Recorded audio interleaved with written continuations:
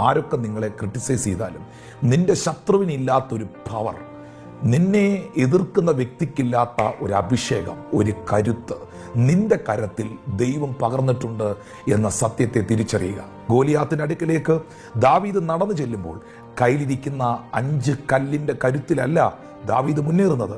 തൻ്റെ കയ്യിലിരിക്കുന്ന ആ കവണയുടെ പവറുമല്ല, വാളും തോക്കും ഒക്കെ ഉപയോഗിച്ചാലും വീഴ്ത്താൻ പറ്റാത്തൊരു ഫിഗറാണ് ദാവീദിന് മുമ്പിൽ നിൽക്കുന്നത്. പക്ഷേ ദാവീദിൻ്റെ മേളിൽ ഒന്നുണ്ടായിരുന്നു, ഗോലിയാത്തിൻ്റെ മുകളിലില്ലാത്ത, ശൗലിൽ നിന്ന് നഷ്ടപ്പെട്ടു പോയ ഇസ്രായേൽ ജനതയിൽ പലരുടെയും മുകളിലില്ലാത്തൊരു കാര്യം ദാവീദിൻ്റെ മുകളിലുണ്ടായിരുന്നു.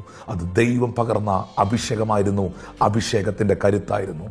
നിങ്ങളെ മറ്റുള്ളവരിൽ നിന്ന് വ്യത്യസ്തയാക്കി നിർത്തിയിരിക്കുന്നത് കഴിവല്ല, പഠനമല്ല, സൗന്ദര്യമല്ല, കുടുംബമല്ല, സർട്ടിഫിക്കറ്റ് അല്ല. നിങ്ങളെ മറ്റുള്ളവരിൽ നിന്ന് ഡിഫറൻ്റ് ആക്കി നിർത്തിയിരിക്കുന്നത് ദൈവം